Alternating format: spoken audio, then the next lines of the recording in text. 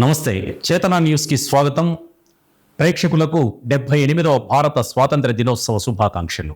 నేను ఉద్దండం చంద్రశేఖర్.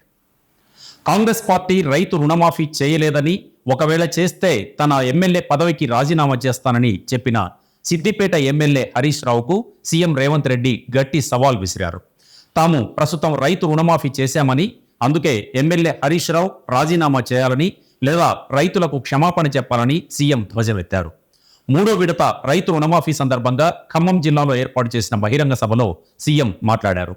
తాము ఇచ్చిన హామీ మేరకు రైతులకు 31,000 కోట్ల మేర రుణమాఫీ చేశామన్నారు.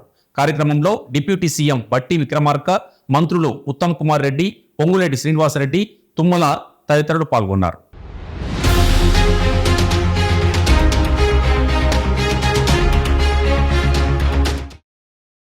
సూర్యాపేట పట్టణంలో దొంగలు చెలరేగిపోతున్నారు.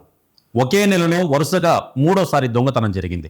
పట్టణంలోని కుడకూడ సమీపంలో ఉన్న పిఎన్ఆర్ టౌన్షిప్లో జూన్ 21న డేగల జనార్దన్, నామిరెడ్డి వెంకటరెడ్డి ఇళ్లలో దొంగతనం జరిగింది. 4 రోజుల వ్యవధిలోనే కిరణయ్య అనే పూజారి ఇంట్లో దొంగలు పడ్డారు.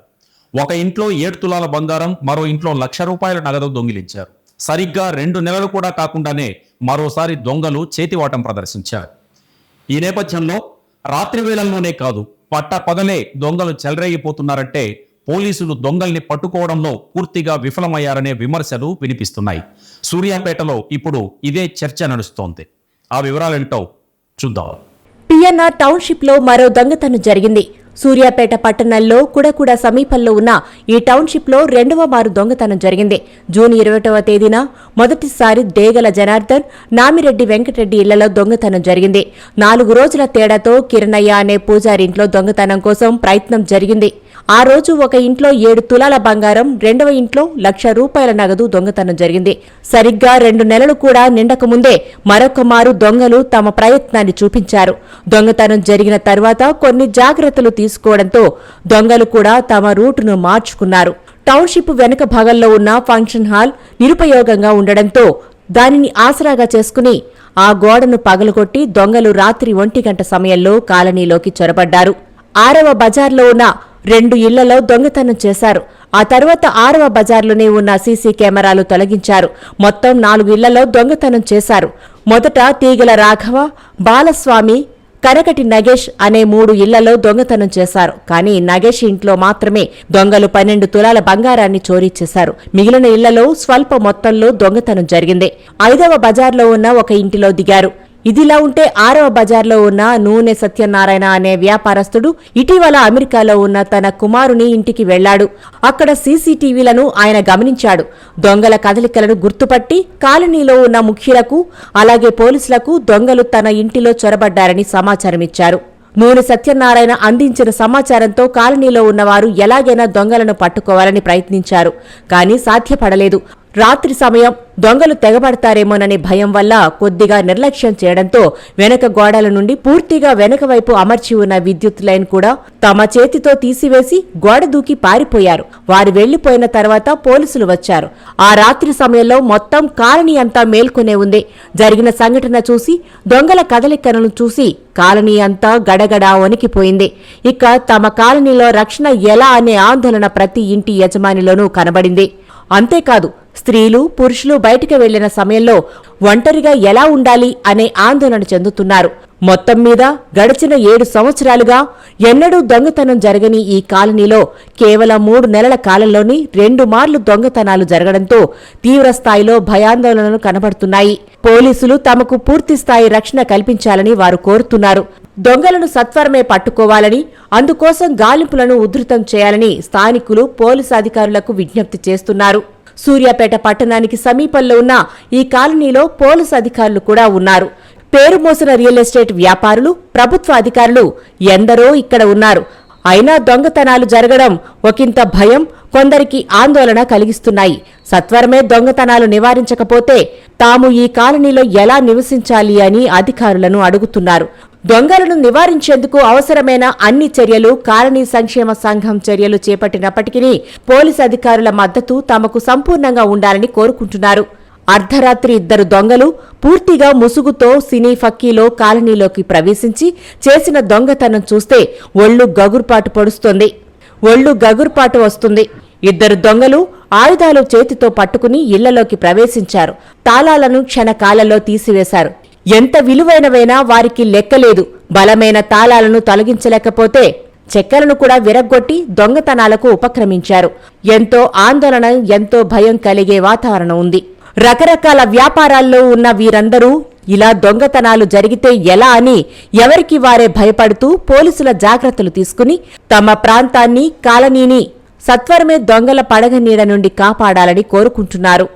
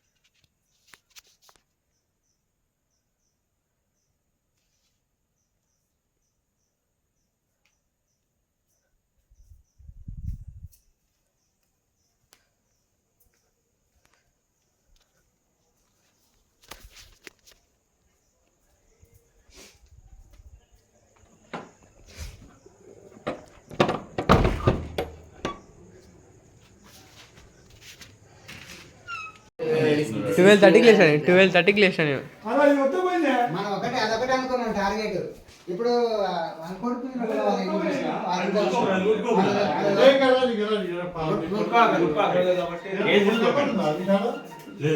ఇది కూడా పని ఇంకెన్ని ఇల్లు ఉన్నాయి చూడండి నాకు ఫస్ట్. మళ్ళీ ఇంకెన్ని ఇల్లు ఉన్నాయి చూడండి. అన్ని ఇల్లు చూడండి. దీంట్లో బంగారం పోయింది, బాక్స్ అయితే పోయినాయి. ఈ కూడా ఓపెన్ చేసినట్టు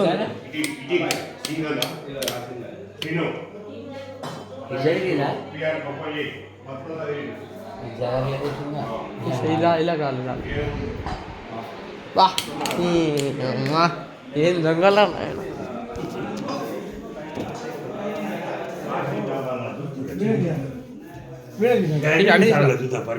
అలా పచ్చింటి ఇది ఎట్లా తీసి వాడు చూడలే ఇంత చికెన్ ఉండగా.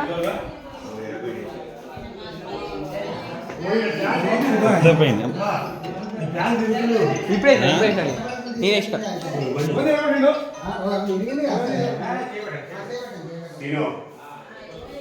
వీరింటే పడరు మొత్తం. అంకుల్ ఇది ఓపెన్ చేసిరా? అంకుల్ ఇది ఓపెన్ చేసి చేసింది అట్లా ఓపెనే ఉంది లైట్ ఇంకా ఉన్నాయి చూడు.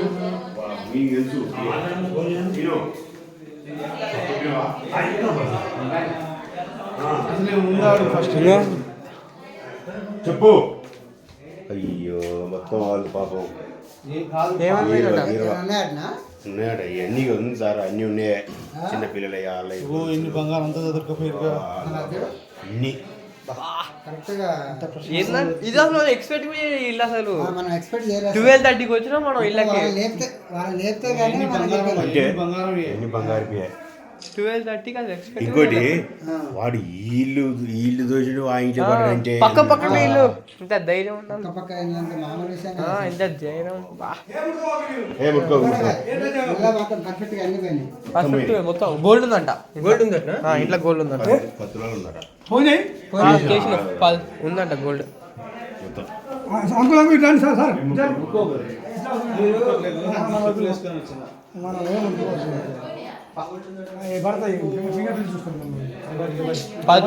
పది తులాలు పోయిందంట ఇలా.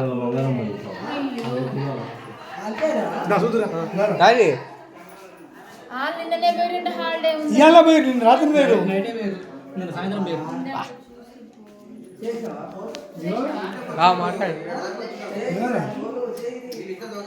సూర్యాపేట జిల్లా ప్రజల జీవితాల్లో వెలుగులు నింపడమే తన లక్ష్యమని, అన్ని రంగాల్లో జిల్లాను అగ్రగామిగా నిలుపుతామని రాష్ట్ర పౌర సరఫరాల శాఖ మంత్రి ఉత్తమ్ కుమార్ రెడ్డి అన్నారు. సూర్యాపేట పోలీస్ పెరేడ్ గ్రౌండ్లో ఈరోజు ఉదయం స్వాతంత్ర దినోత్సవ వేడుకల్లో ఆయన ముఖ్య అతిథిగా పాల్గొని జాతీయ పతాకాన్ని ఆవిష్కరించారు. ఈ సందర్భంగా పోలీసుల గౌరవ వందనాన్ని స్వీకరించిన అనంతరం మంత్రి మాట్లాడుతూ కాంగ్రెస్ ప్రభుత్వం ఏర్పడిన 48 గంటల్లోనే మహాలక్ష్మి, ఆరోగ్యశ్రీ పథకాలను పేదలకు అందించామన్నారు. జిల్లాలో 2 విడతల్లో 82,593 మంది రైతులకు 573 కోట్ల మేర రుణమాఫీ చేశామన్నారు.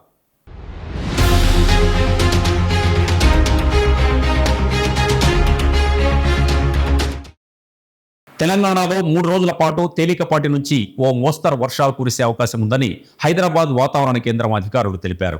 హైదరాబాద్, కొమురం భీం, ఆసిఫాబాద్, నిర్మల్ తదితర ప్రాంతాల్లో వర్షాలు ఓ మోస్తరుగా కురుస్తాయని అధికారులు తెలిపారు. ఈ జిల్లాలకు వాతావరణ శాఖ ఎల్లో హెచ్చరికలు జారీ చేసింది.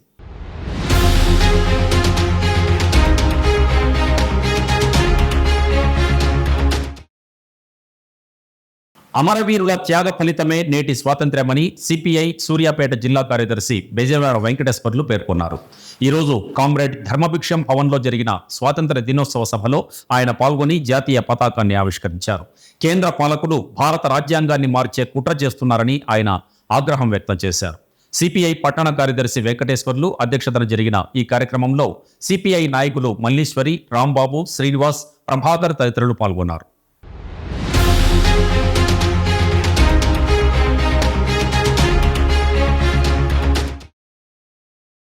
సూర్యాపేట మండలం ఎల్కారం గ్రామ పాఠశాలలో విద్యార్థుల దాహార్తి తీర్చేందుకు జిల్లా కాంగ్రెస్ నాయకులు ఎల్లయ్య జ్ఞాపకార్థం ప్యూరిఫైడ్ ఆర్ఓ ప్లాంట్ను ప్రారంభించారు. నల్గొండ పార్లమెంటు సభ్యులు రఘువీరారెడ్డి, ఏఐసిసి సభ్యులు ఆర్ సర్వోత్తమరెడ్డి, నాయకులు వేణారెడ్డి, భాస్కర్, వెంకన్న యాదవ్ తదితరులు ఈ కార్యక్రమంలో పాల్గొన్నారు.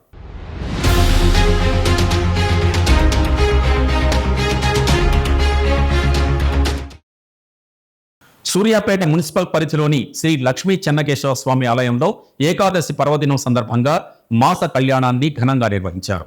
అర్చకులు రఘువరన్ స్వామి, అమ్మవార్లను అందంగా అలంకరించారు. అనంతరం భక్తులకు తీర్థ ప్రసాదాలు అందజేశారు. కార్యక్రమంలో ఆలయ కమిటీ అధ్యక్షులు రాజాబాబురెడ్డి, జానకిరెడ్డి, మాధవిరెడ్డి, విజయలక్ష్మి, మంగమ్మ తదితరులు పాల్గొన్నారు.